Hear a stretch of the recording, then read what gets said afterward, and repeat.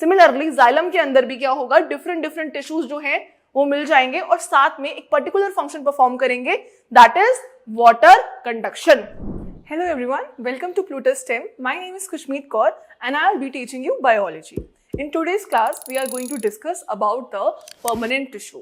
In the previous class, we have discussed about what is cell, what are tissues, and then we have discussed two types of tissues, that are meristematic tissue and permanent tissue.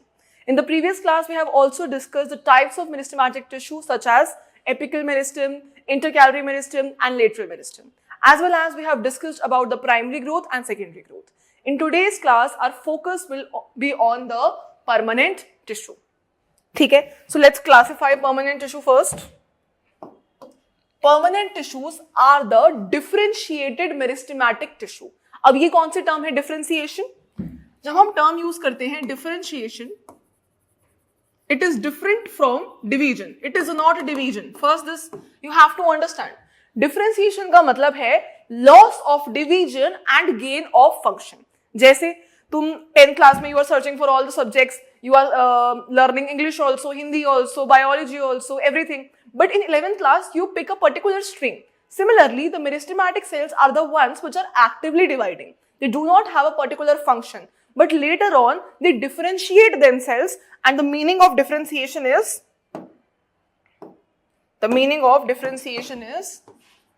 loss of division and gain of function.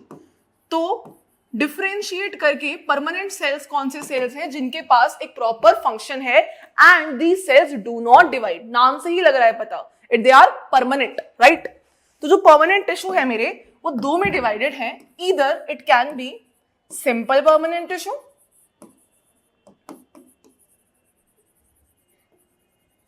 or it can be complex permanent tissue.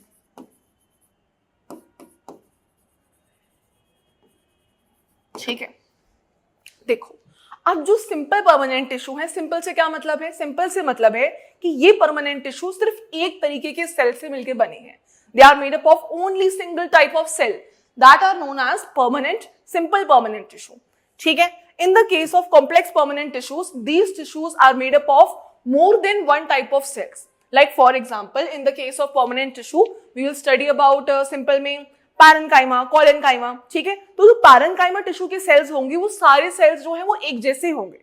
ठीक है, एक तरीके के होंगे. लेकिन अगर मैं बात करूं कॉम्प्लेक्स परमानेंट टिश्यू की, in this I am going to study about xylem और फ्लोएम. ठीक है, तो जो जाइलम है उसमें parenchyma भी होगा, collenchyma भी होगा. We can take a very simple example. The example can be like, for example, कि there are students in the class and in between those students some are good at writing, some are good at dancing. तो जो group writing में अच्छा है वो एक अलग simple permanent tissue बनाएगा, जो डांसिंग में अच्छा है वो एक अलग सिंपल परमानेंट टिश्यू बनाएगा. Now for example a play is happening in your class, so what will happen, different groups जो है वो साथ में इकट्ठे होकर प्ले के लिए कंट्रीब्यूट करेंगे. क्यों? प्ले के अंदर डांसर भी चाहिए, राइटर भी चाहिए, एक्टर भी चाहिए. तो अलग अलग ग्रुप्स जो हैं वो साथ में मिल जाएंगे और साथ में मिलके वो एक कम्युलेटिव फंक्शन परफॉर्म करेंगे, that is a play. Similarly xylem के अंदर भी क्या होगा, डिफरेंट टिश्यूज जो हैं वो मिल जाएंगे और साथ में एक पर्टिकुलर फंक्शन परफॉर्म करेंगे, दैट इज वाटर कंडक्शन. क्योंकि जाइलम वो टिश्यू है जो वाटर कंडक्शन में, वाटर अपटेक में हेल्प करता है in the case of plants, right? So simple permanent tissues में हम दो टाइप्स पढ़ेंगे. एक पढ़ेंगे हम जिनका मेजर रोल प्रोटेक्शन के अंदर आता है, और एक पढ़ेंगे जिनका मेजर रोल किसके अंदर आता है, सपोर्ट के अंदर. In the case of complex permanent tissue, majorly two types of tissues we are going to study. First is xylem and the second one is phloem. Xylem क्या है मेरा? Xylem है water conducting tissue और phloem क्या है? Food conducting tissue. ठीक है, सो transportation of water के लिए कौन रिस्पॉन्सिबल है? जाइलम. और फूड के लिए कौन रिस्पॉन्सिबल है? फ्लोएम. ठीक है, अब अगर मैं प्रोटेक्टिव और सपोर्ट वाले की बात करूं तो प्रोटेक्शन में हम दो टाइप ऑफ टिश्यूज पढ़ेंगे. एक हम पढ़ेंगे एपिडर्मल टिश्यू और एक हम पढ़ेंगे cork. Epidermis and cork are the type of tissues we are going to study, and in the case of support we are going to study parenchyma,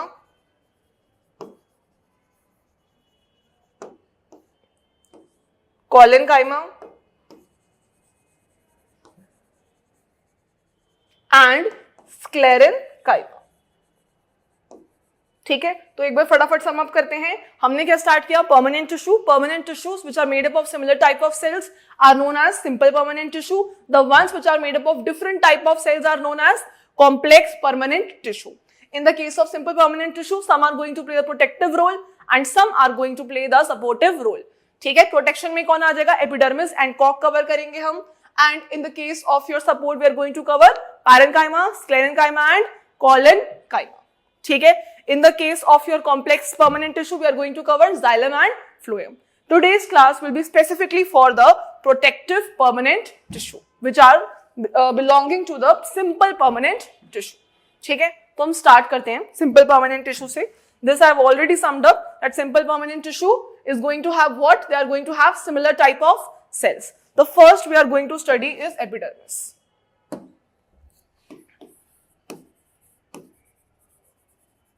ठीक है, एपिडर्मिस जो है वो आउटर मोस्ट लेयर होती है। किसकी? आउटर मोस्ट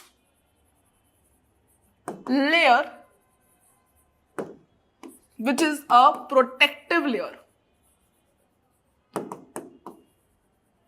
ठीक है, कहां प्रेजेंट होती है? Present on organ such as leaves, stem, root, जो भी different different parts of flower हैं, उसकी जो आउटर मोस्ट लेयर है वो आउटर मोस्ट लेयर क्या है? मेरी एपिडर्मिस। ठीक है, ये जो एपिडर्मिस है it is a single layer something like this.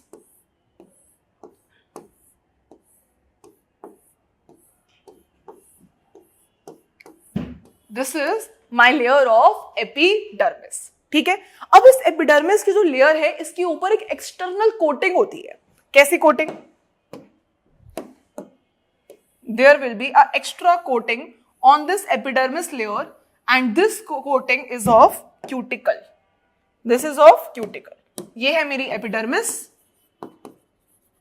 और epidermis के ऊपर ये जो layer है that is known as cuticle.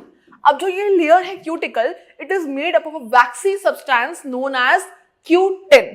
ठीक है, एक बार यहाँ पे देखते हैं, लिखते हैं epidermis,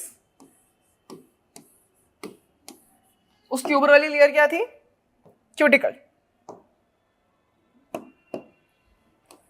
this is my cuticle. ठीक है, या इसको इसमें ही बना लो। हाँ, this looks better. This is cuticle. Now this cuticle is made up of a waxy substance known as cutin. ये जो क्यूटिन है ये कैसा सब्सटेंस है? वैक्सी है, तो ये वाटरप्रूफ है। तो बेसिकली क्या होता है? यू नो दैट कि प्लांट्स के अंदर एक फिनोमिना है जो टेक प्लेस करता है, दैट इज ट्रांसपिरेशन। ट्रांसपिरेशन क्या है? Loss of water through leaves. ठीक है, so transpiration occurs in the plants. Now the plants do not want to lose much water, so for that they have a extra waxy layer on the epidermis and that is known as cuticle. Why cuticle is present? For preventing the loss of water. ठीक है, for preventing excess transpiration cuticle is present. ये root में भी होती है, ये stem में भी होती है, लीफ में भी होती है। ठीक है, now the thing is if I talk about a specific group of plants like xerophytic plants. अब हम बात कर रहे हैं इसके फंक्शंस की। ज़ेरोफिटिक प्लांट्स क्या होते हैं? There are 3 type of plants. ठीक है, मीजोफिटिक, ज़ेरोफिटिक और hydrophytic. This is on the basis of the water requirements और द मॉइस्चर रिक्वायरमेंट्स। ठीक है, जैसे यहां पे लिखते हूं, जिनको बहुत एक्सेस में पानी चाहिए, बिल्कुल सबमर्ज्ड हैं, दोज आर नोन एज हाइड्रोफिटिक। जिनको थोड़ा थोड़ा मॉइस्चर चाहिए, इतना ज्यादा एक्सेस पानी नहीं चाहिए, मॉइस्चर लैंड कंडीशन में रहते हैं वो, दीज आर नोन एज मीजोफिटिक। जिनको थोड़ा बहुत मॉइस्चर भी चलेगा। और जो बिल्कुल ही ड्राई कंडीशंस में रहते हैं जैसे कैक्टस हो गया, ठीक है, दीज आर नोन एज ज़ेरोफिटिक। तो ज़ेरोफिटिक कौन से प्लांट हैं? ज़ेरोफिटिक वो प्लांट्स हैं जो एक्सट्रीम ड्राई कंडीशंस में रहते हैं। ठीक है, तो जब हमारा इन्वायरमेंट, आसपास की चीजें चेंज होती रहती हैं तो प्लांट कुछ कुछ अडेप्टेशंस करता रहता है। तो जो ज़ेरोफिटिक प्लांट्स होते हैं जो ऑलरेडी इतनी ड्राई कंडीशन में रह रहे हैं, जहाँ टेम्परेचर इतना ज्यादा है, टेम्परेचर अगर ज्यादा है, अगर ज्यादा धूप पड़ रही है तो ट्रांसपिरेशन भी क्या होगा? बहुत जल्दी जल्दी होगा, बहुत फास्ट होगा। मतलब जो लीफ की सरफेस है उससे वाटर क्या होगा, बहुत जल्दी इवेपोरेट होगा, और ऑलरेडी ड्राई एरिया है, ठीक है, सॉइल में मॉइस्चर कंटेंट ऑलरेडी कम है, तो क्या होगा, प्लांट को पानी की कमी हो जाएगी, the plant will face what excess loss of water, ठीक है. So to prevent the excess loss of water, specifically in the case of xerophytic plant, यहाँ पे जो cuticle की layer है it is extra thick, ठीक है. So we can write in the case of xerophytic plants, thick cuticle is present, and why it is present, we can write, this is the first, we can write to prevent loss of water through transpiration, ठीक है. और and में तुम लिख सकते हो कि epidermis का मेजर रोल क्या था, प्रोटेक्शन के लिए, it has act as a protective layer as well, ठीक है. So what we have learned about epidermis, epidermis क्या है, सिंगल लेयर है, आउटर मोस्ट लेयर है जो प्रेजेंट है different parts of the plant के अंदर. इस लेयर के ऊपर एक लेयर भी है दैट इज कोटिंग है rather, which is cuticle. Cuticle किससे मिलके बनी है, क्यूटिन से मिलके बनी है, जो कि क्या है, एक वैक्सी सब्सटेंस है, एक वाटरप्रूफ सब्सटेंस है, तो ये लॉस ऑफ वाटर प्रिवेंट करता है. इसीलिए जो जेरोफिटिक प्लांट्स हैं उसमें ये क्यूटिकल की लेयर क्या होगी, और ज्यादा थिक होगी. क्यों, क्योंकि जेरोफिटिक प्लांट्स जो हैं ऑलरेडी बेचारे बहुत ड्राई कंडीशंस झेल रहे हैं, so that is why उनकी जो क्यूटिकल है it will be more thick to prevent loss of water. So hence the functions will be the xerophytic adaptation, prevent the loss of water through transpiration, and the third and the major role which is the protective role.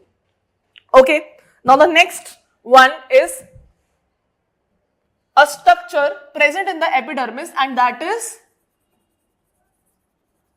Stomata, ठीक है. अब stomata की formation तुम बड़ी class में पढ़ोगे कि कैसे होती है स्टोमाटा की फॉर्मेशन. अब basic thing I will tell you, ये जो एपिडर्मिस की लेयर है वहीं पे एक छोटा सा पोर क्रिएट होने लग जाता है. एपिडर्मिस हमने देखी, उसी एपिडर्मिस के बीच एक छोटा सा पोर क्रिएट होने लग जाएगा और वहां क्या फॉर्म होगा, stomata will be formed. So if I show the structure of stomata it will be something like this. बीच में क्या होगा, पोर इज प्रेजेंट, इस पोर के अराउंड क्या होंगे, गार्ड सेल्स, ठीक है. इन गार्ड सेल्स के आसपास क्या प्रेजेंट होंगे, सब्सिडरी सेल्स, ठीक है. और बाकी जगह पे क्या होगी, एपिडर्मिस, क्योंकि एपिडर्मिस के बीच में बने हैं ये, right. So this is stomatal pore, this is known as stomatal pore, ठीक है. ये क्या है, guard sales,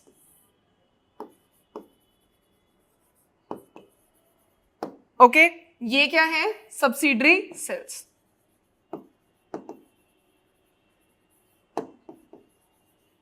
okay. So this is stomatal pore, ठीक है. गार्ड सेल्स क्या है, they are present around the pore, so basically they are responsible for closing and opening of the stomata. Stomata का काम क्या होता है, स्टोमेटा के काम है दो. There are two important functions of stomata.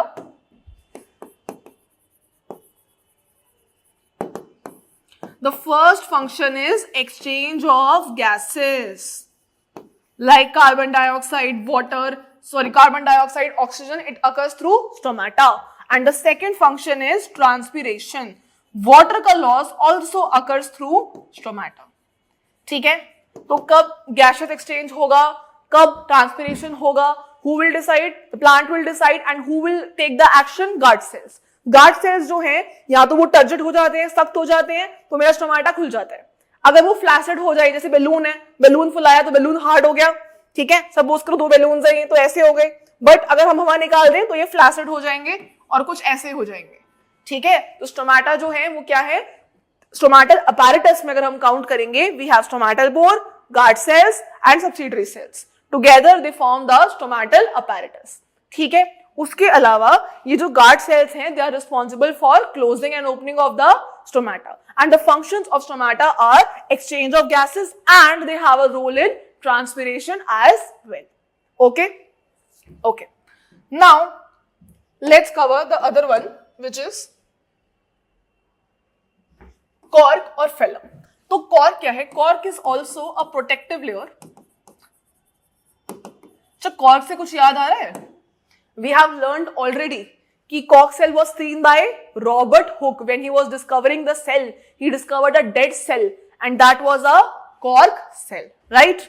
So basically it is a protective layer and इसके ऊपर भी एक coating present होती है और वो coating किसकी है? That coating is of a substance known as suberin. It is also a waterproof substance.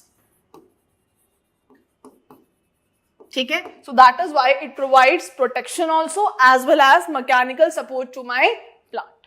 ठीक है, यहाँ पे डिपोजिशन हो जाती है बहुत सारे मॉलिक्यूल्स की और सुब्रिन जो है वो लेयर प्रेजेंट होती है. That you have to remember in the case of your cork. ठीक है, अब एक थोड़ा क्वेश्चंस देखते हैं. First question is which one of the following is not a function of stomata. You have to read the question very very carefully कि कहाँ not लिखा है कहाँ नहीं लिखा है. So there are 4 functions. पहला है help in gaseous exchange. Yes, it does help in exchange of gases. Second is helps in transpiration. Yes, stomata helps in transpiration. The third one is directly involved in photosynthesis. Is it true? No. The stomata is not directly involved in photosynthesis. That is the mesophyll cells and the chloroplast present in the mesophyll cells. So this will be not a function of stomata. So my correct option of this question is option C.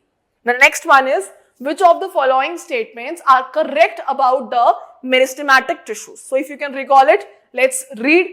First, they cannot divide. Is it true? No, the meristematic tissue can actually divide. Second, they are composed of cells which can divide. Yes, it is true. Let's read the other also. They are composed of cells of definite shape capable of division. No, they do not have a definite shape. Okay, they are present only in the tips of the plant. No, we have seen intercalary meristem also present in the nodal region. We have seen lateral meristem also which is present sideways. So that is why the correct option is option B, that they have the ability to divide. Next question is which of the following tissues are responsible for the primary growth? When I talk about primary growth means increase in length. Apical meristem does? Yes, it does. Lateral meristem? No. Intercalary meristem? Yes. ठीक है? Cambium? No. So basically we have A is also right, C is also right. So this option will go that both apical and intercalary meristem are involved in the primary growth of the plant. ठीक है? Last thing which we are going to discuss is a fill-up that meristematic cells dash to form permanent tissue. In the starting of the class, I have told you that meristematic cells undergo a phenomena in which they lost their function, in which they lost their ability to divide and gain their function, and that is differentiation. So always remember, meristematic cells differentiate to form permanent tissue. The second is epidermis has a coating of dash, whereas cork has a coating of dash. So you know it very well now कि when we talk about epidermis, they have coating of cuticle, and when we talk about the cork cell, we have coating of suberin. ठीक है? So that was all about your protective tissues. In the next class, we will start with the supportive tissues such as parenchyma, collenchyma, and sclerenchyma. Okay?